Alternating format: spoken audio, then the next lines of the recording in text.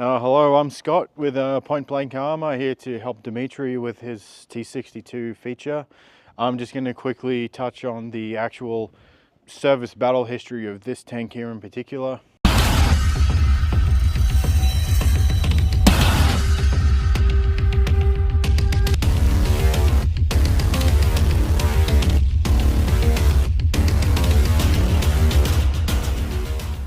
It is unknown at what point this tank was handed over, but it was handed over from Soviet Union to the Syrian army sometime in the late 60s, early 70s. From that point, this tank was in a very milestone battle called the Yom Kippur War. And the Yom Kippur War was a huge battle that took place essentially, in a nutshell.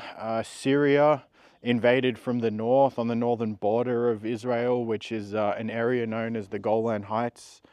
And then Egypt at the same time came down to the south and tried to cross the Sinai Canal into southern Israel. And it was a mass attack on Israel. The reason the battle that this tank was in is significant is that it, to date, even today, it is the largest conventional warfare battle that has taken place ever since World War II.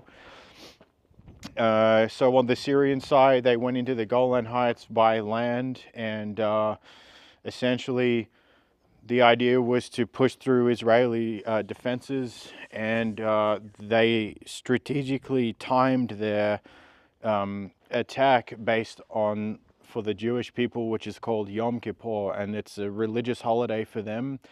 And it was a very similar tactic to the Vietnamese in the Vietnam War with the Tet Offensive.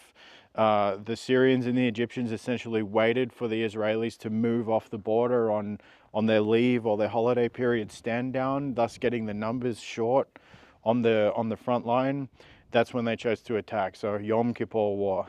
And then in the area that these tanks massed, Golan Heights, in a section of the Golan Heights called the Valley of Tears, where I believe it was around about 1,200 or so Syrian army tanks and armored vehicles amassed against the Israeli border. And the Israelis were massively outnumbered in terms of armor. I believe the Israelis had a count of somewhere around 250 to 350 tanks, mostly the Centurion with the 105 gun.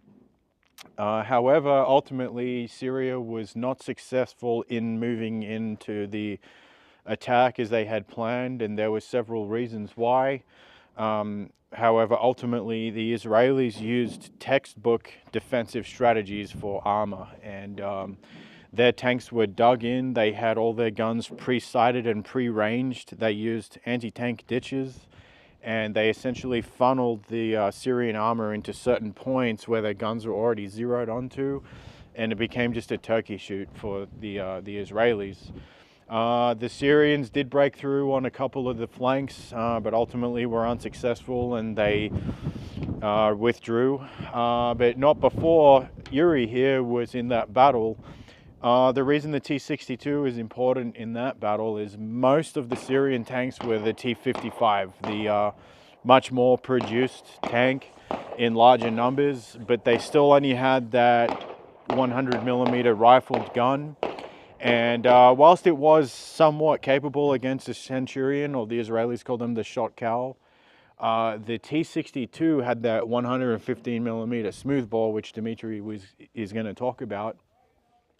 The reason why that was terrifying to the Israelis is this gun at the time was brand new on the battlefield, and if you put yourself inside a tank through a tank periscope, even though you have zoomed optics, looking at a bunch of tanks moving in a convoy, there's dust clouds, there's smoke.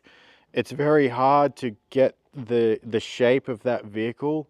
And given that the overall silhouette at a glance of the T-62 looks identical almost to the T-55, they had no way of knowing who was the priority of fires for the defense tanks.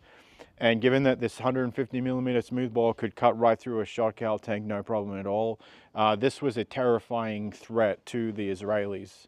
And if they had the choice, sighting out and destroying all the T-62s as a priority would have been the ideal situation.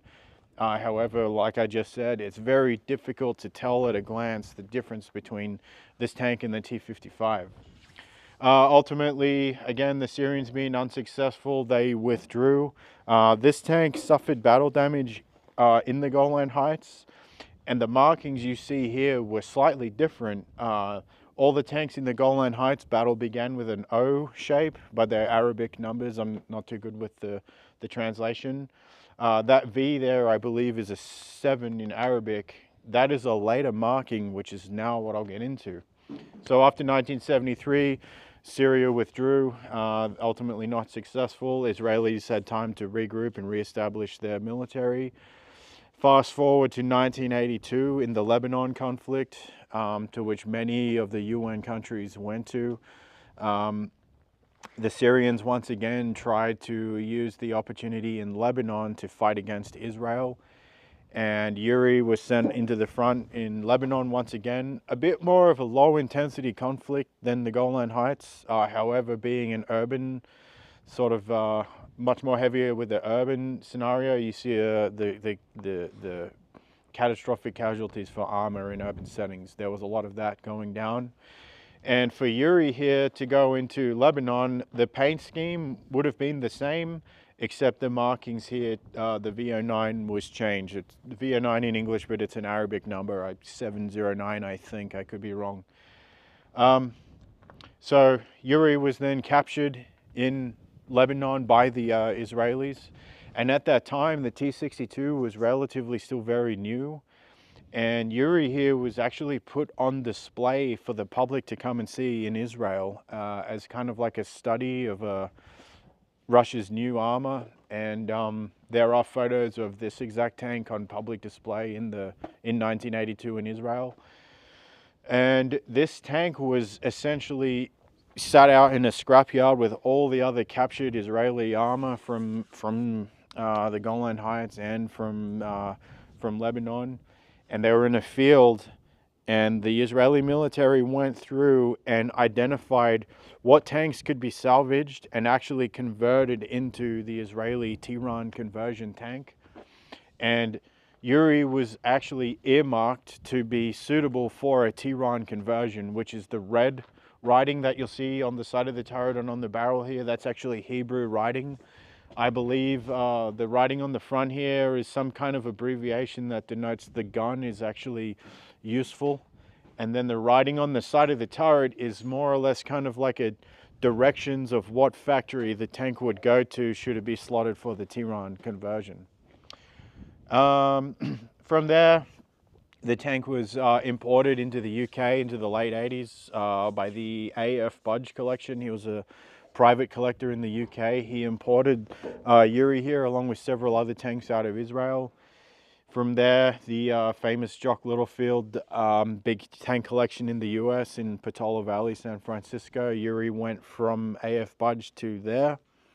After the Littlefield collection closed down, Yuri went through some small private owners, and now it's here with us at Battlefield, fully reenacted, fully live, and is currently the largest firing tank in private hands in the US. Talking about those markings, a cool part of this restoration was the tank came to us a lot more faded than what it is here, but rather than going back to bare metal, we wanted to preserve those markings of the tank being in those conflicts. So rather than taking that off, we kind of masked it up and taped around it, painted around it, and then just filled in the blanks. So we'll go through some of these markings here. This is original. This is not us repainting it on. The red markings here is the old markings of when the tank was in the Golan Heights Yom Kippur War. And then again, when Syria pulled out of Golan and then went into Lebanon, they kind of did a restructure, hence the different call sign. But then this section here kind of denotes the more current Syrian battle order for this tank. I believe it's, battalion, company, brigade, something along those lines. This here is the Syrian call sign for the tank in Arabic, like the number of the tank.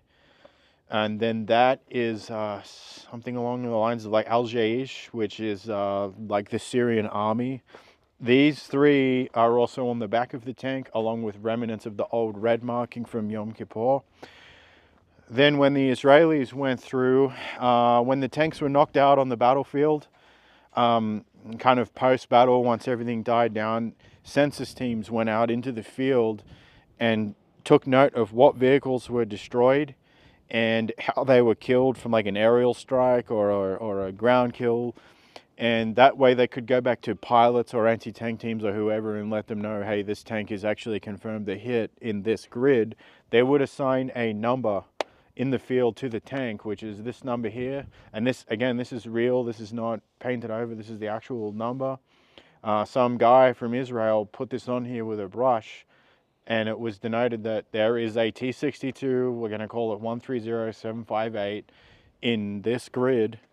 Then when the tank went back to Israel and got put into the scrapyard, official Israeli military then stenciled the number on, so those numbers are exactly the same.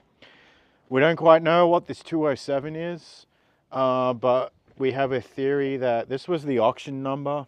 So when the tank went from either Israel to AF Budge or from Budge to Littlefield or Littlefield out into the public, this might have been the auction number, like the lot number for the tank. We'll move around the other side. We already talked about that terminology for the gun. But then looking here, that red Hebrew writing that you see there, that is kind of the instructions of the Tehran conversion. And that's the Lebanese call sign. But that white writing you see up above the call sign, it was very faded, very hard to tell what it is, but that is some kind of marking that was left over from the Yom Kippur battle. So that's, again, more evidence, starting to build a picture now. And when you build a historic picture of the tank, it adds value to it as a collector's item. And then, yeah, it's very hard to see here, but there again, there's the same markings we talked about on the front are on the back. That's all I got for the history. Thank you, Scott. Appreciate it. This is awesome. Yep. Yep.